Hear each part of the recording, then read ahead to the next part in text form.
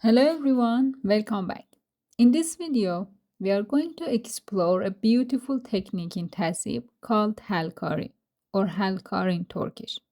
This technique can be used in various ways. For example, you can see how I've applied it in the background of this calligraphy and along the borders of the artwork. You can even create entire pieces using just this technique. Let's dive in and learn how to bring this stunning method to life in your own artworks. Before we get started, let's make sure we have the right tools for this job. The brushes we will use for Halkari is a bit different from those typically used in Tazhib. Let me explain how. The key difference lies in the shape and the amount of hair on the brush. For Halkari, we need brushes that are V-shaped. This means they have a fuller body of hair at base and a very sharp point. For example, when outlining in Tazhib, we usually prefer brushes with fewer hair and a sharp tip. But for Halkari, these V-shaped brushes are ideal because when you lay the brush down on the paper, the broader part of the hairs will give you more width, allowing you to create varying thicknesses with a single brush. It is important to have brushes in different sizes so you can create both large and small motifs as needed. Brushes like 000 or 00 and 10 will give you the versatility you need for this technique.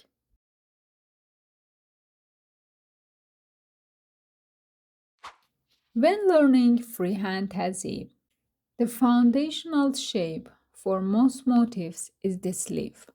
Mastering this shape will unlock the ability to create a wide variety of designs. With this skill, you will be able to craft all the flowers I have taught in previous videos, along with larger leaves, buds, and much more.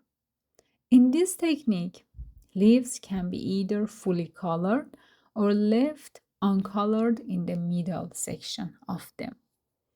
You can use ink, watercolor, or even diluted poster color for this work, giving you plenty of flexibility depending on the effect you want to achieve.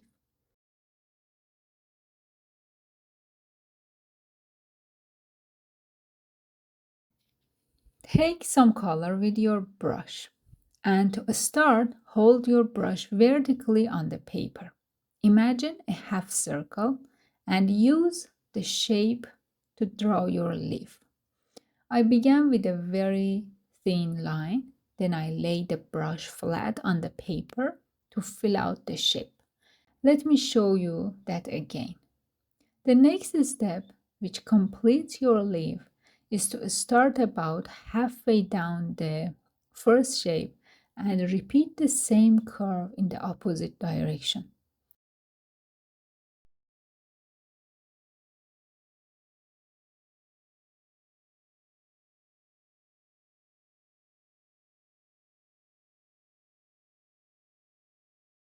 As you can see, the end of the leaf should be rounded. Finally, I add a very thin curved line at the tip to finish it off.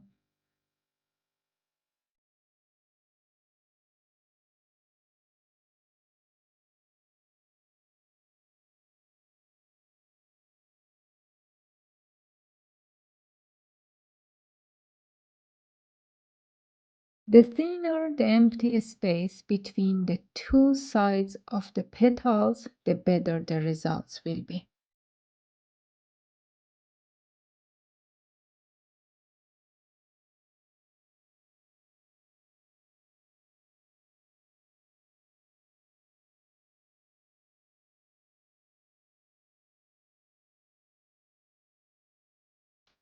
Practice drawing the petals in different directions so you will be ready to create flowers later on.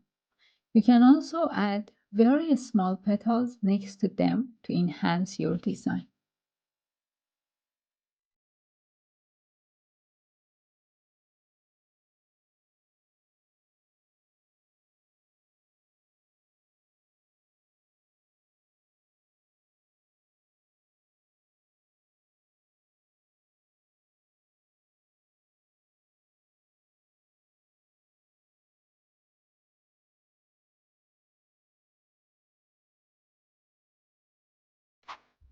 To practice, you can create a border anywhere from 3 to 5 millimeters wide. Inside the border, start painting these leaves into two directions, as you can see here. This will form a chain of leaves and help you learn how to create them consistently in one size. You can use these borders around the Tezhip piece, calligraphy, or any other artworks you like.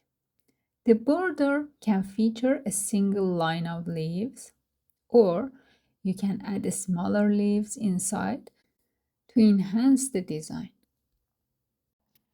Here, you can see three different border designs.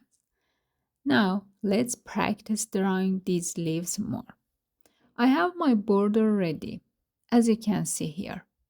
Inside it, I have divided the space into 8 millimeter sections, making each spot lightly with a pencil.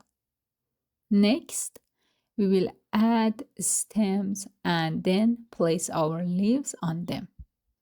First, using a very fine brush, I draw the stems like this.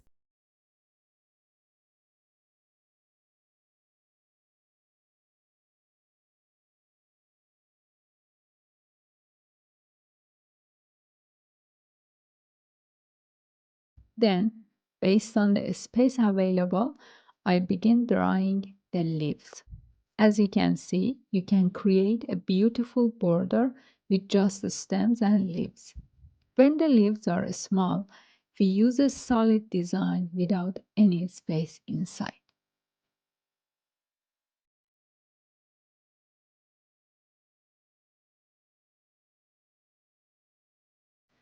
You can always build upon this and completely transform the patterns. It's important to practice these leaves a lot until you can create them effortlessly. You can also add small dots and buds on top of the stems for extra details.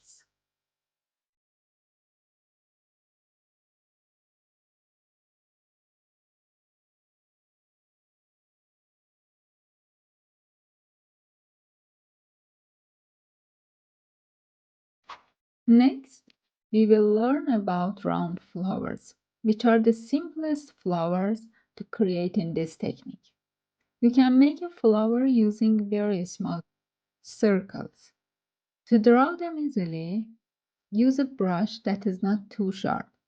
This will help you create circles of uniform size. Old brushes that have become less sharp are perfect for this.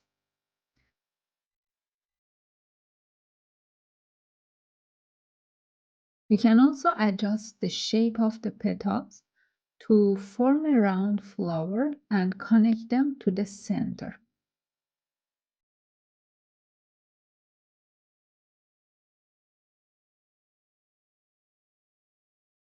Here is another example. After drawing the center of the flower, you can add a very thin line around it. Then connect the petals to this thin line. Feel free to get creative and design your own unique flowers.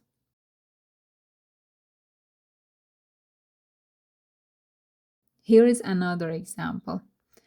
I use a sharp brush to add a very thin line around each petal. This adds a dedicated detail and enhances the overall design.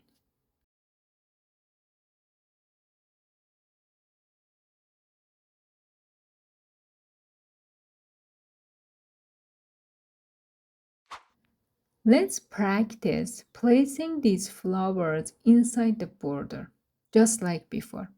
Set the distance between each flower and place a round flower on top of each dot. A very helpful tip for this technique is to work step by step. When you start drawing a specific flower, complete the entire border with that flower before moving on to the next motif. This approach ensures that all of the flowers are at the same size and helps you create more intricate and cohesive designs.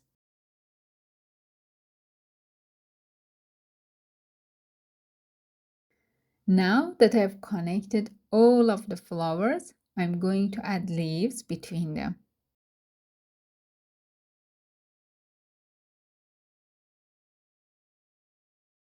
You can also extend the stems in different directions and add more motifs along these new stems. You can be creative and design like your own kind of borders. I hope you enjoyed this video and you learned this technique. In the upcoming videos, I'll show you how to create more complex motifs using this technique. If you have any questions or suggestions for future videos, please feel free to leave them in the comments below.